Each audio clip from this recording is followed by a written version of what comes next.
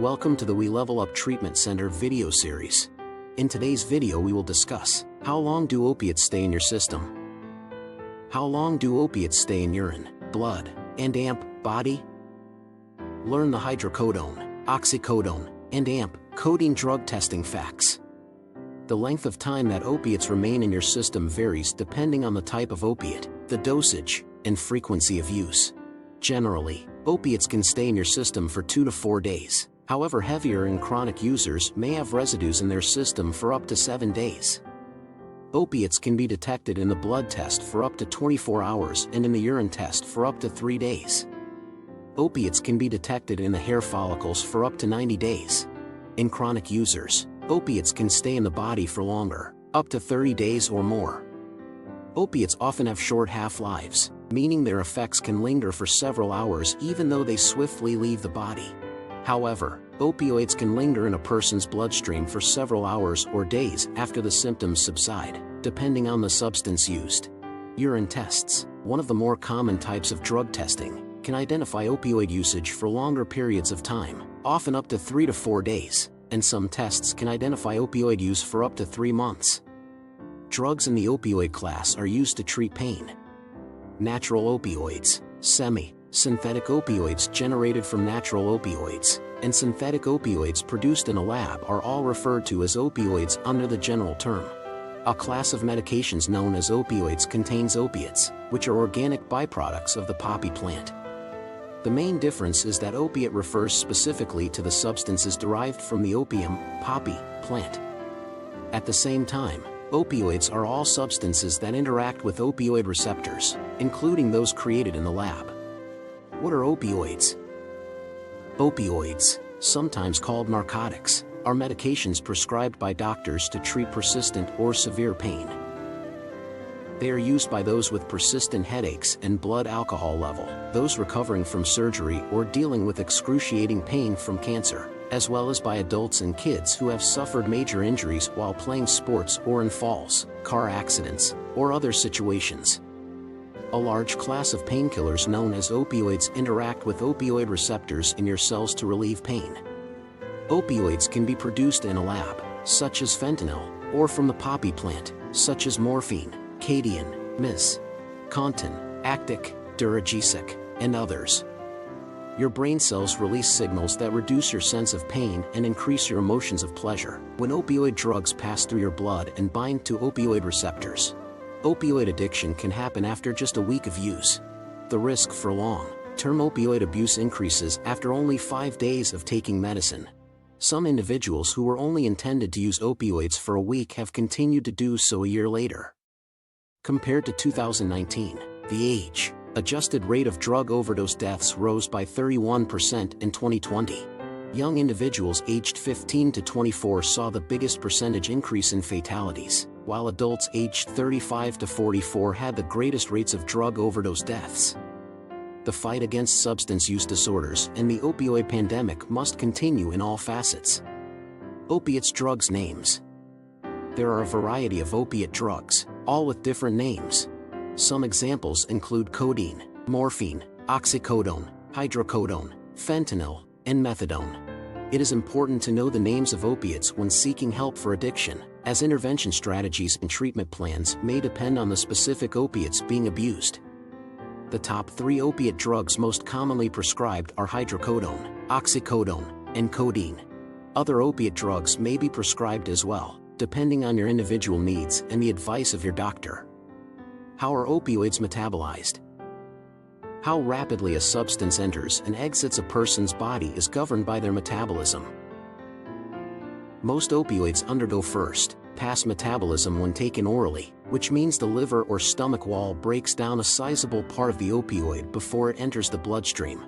The opioid enters the bloodstream right away after intravenous or transdermal injection without first being digested. A result of metabolism, metabolites are typically expelled with substances like glucuronic acid attached. Some chemicals, nevertheless, are urinate immediately excreted. For example, heroin is metabolized by the liver, kidneys, brain, and heart into a chemical called 6-monoacetylmorphine, more commonly known as 6-MAM. The liver processes morphine when the body transforms 6-MeM into it. Following metabolism, morphine is either expelled as morphine in the urine or feces, or is bound to glucuronic acid before being eliminated. 6-MeM can also be eliminated by feces or urine. Given that morphine is a byproduct of heroin, its presence in a drug test can be used to determine if a person used heroin or morphine. The only byproduct of heroin is 6-MeM. Opioids like heroin and codeine can create active metabolites that are stronger than the original substance. Morphine, which can have euphoric or pain-relieving effects on the brain, is produced when heroin and codeine are digested. If the medications enter the brain before being metabolized, the effects are less obvious. The degree to which a drug's effects are minor or strong depends on each person's metabolic rate. Because the body only transforms a little amount of codeine into the active metabolite morphine, a person who has trouble metabolizing the drug may not experience its effects. However, those who metabolize codeine quickly may develop dangerously high levels of morphine in their bodies. How long does a pain pill stay in your system? Drug tests may be impacted by metabolism rates, since someone who has a high level of morphine due to the rapid metabolism of codeine may be suspected of using heroin. That case is uncommon, though. Products that advertise helping people get rid of opioids or opioid metabolites from their bodies are available in some shops and online. However, over-the-counter detox products are unlikely to help you pass a drug test. Changes in diet or exercise may cause minor changes in how your body removes opioids from its system, but home detox strategies don't cause significant changes. Different factors that affect opiate drug tests. Opiates often have short half-lives, meaning their effects can linger for several hours even though they swiftly leave the body. The kind of consumption affects how long drug tests can detect each opiate, among other things. For instance, opiates on prescription are often given as pills. When a medicine is taken orally, it must first travel through the digestive system, so it may take up to an hour before the effects start to kick in. Contrarily, drugs like heroin are more frequently injected, smoked, or snorted. These techniques produce a considerably stronger, quicker, acting high that leaves the body more quickly. Employers frequently take the precaution of drug testing potential employees to assure their dependability and productivity. In workmen's compensation proceedings, parole, child custody battles, competitive athletics, and other situations, drug testing is also frequently employed. Additional factors that influence how quickly an opiate leaves the body include the individual's metabolism rate, body mass and weight, body fat content, the health of the liver and kidneys, age, how often and how heavy his opiate use is, quality of the drug, amount of water in the body. What factors influence how long opioids stay in your system? The kind of opiate affects how long drug tests can detect it. Of course, opioids that are frequently given include Vicodin, Oxycodone, morphine, and codeine, which have been taken off the U.S. market. How much was taken? Weight. Speed of metabolism. The dose is taken regularly. The method of administration. Presence of other drugs in the body. Age. Ethnicity. Medical conditions affecting drug elimination. Gender. How long do opiates stay in urine? Numerous factors determine how long do opiates stay in your system. The frequency of drug use and the kind of opioid are the two most important variables. For instance, the majority of drug tests only identify transient opiates like codeine for a few days.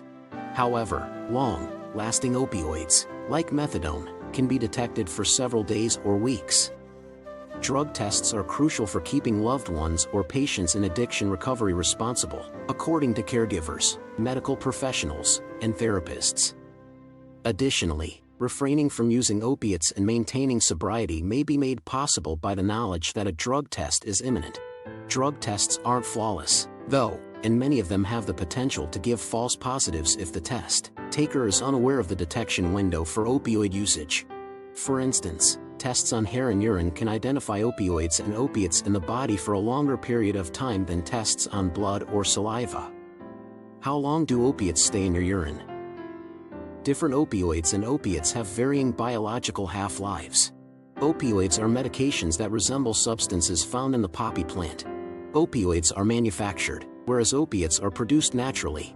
Oxycodone, hydrocodone, and methadone are examples of manufactured opioids that often last longer in your bloodstream than opiates. Heroin stays in your system for a few minutes, but standard drug tests can detect heroin metabolites for about 3 days. The duration of oxycodone's presence in the body is comparable. After final usage, it can stay in the body for up to 3 days in the urine, 24 to 48 hours in the saliva, and 25 hours in the blood. Generic and brand name medications both have comparable blood levels of absorption. For instance, Percocet, which contains oxycodone and acetaminophen, is excreted in the urine and remains in the blood for roughly a day. Oxycontin, a kind of oxycodone with a longer half-life, stays in the body for between 8 and 12 hours. As a result, it can last in the body longer than oxycodone generic. Vicodin and other medications that include hydrocodone remain in your system for about as long as oxycodone containing goods do. The majority of drug tests can identify morphine for 2 to 3 days. 2. Which opioids are the most commonly abused? The most commonly abused opioids are oxycodone, hydrocodone, and fentanyl. However, it's important to recognize that any opioid, even if it is prescribed, can be abused if it's not taken as directed. Prescription and over-the-counter or OTC drug abuse is at epidemic levels. The two represent what a doctor prescribes and what you can buy without a doctor's prescription or as an OTC drug. Both have short-term and long-term effects. The results of severe abuse could be disastrous, even fatal. Opioids are prescription medicines that are most frequently abused. These include fentanyl, hydromorphone, oxycodone, morphine, codeine, and hydrocodone. These are referred to as painkillers. They are prescribed by doctors to treat surgical pain, chronic medical disorders, and dental discomfort. After just 1 week of use, prescription opioid addiction can develop. Even after just 5 days of medication use, there is an increased risk of long-term opioid dependency. Some individuals who were only intended to use opioids for a week have continued to do so a year later. According to current thinking, doctors should, if necessary, limit opioid prescriptions to 3 days. After 3 days, doctors advise patients to take over-the-counter pain relievers such Tylenol. Other prescription drugs that are abused include stimulants, tranquilizers, and sedatives for sleep. Opiates addiction treatment. There are many treatment options available for opiate addiction. The most effective type of treatment is a combination of medication and counseling. Medication helps to manage the symptoms of withdrawal and can make cravings more manageable. Counseling can help to identify and address the underlying issues that may be causing the addiction. Both inpatient and outpatient treatment programs are available, and it is important to find the right one for you. That's it for today. If you like our video, please let us know. Have a great day.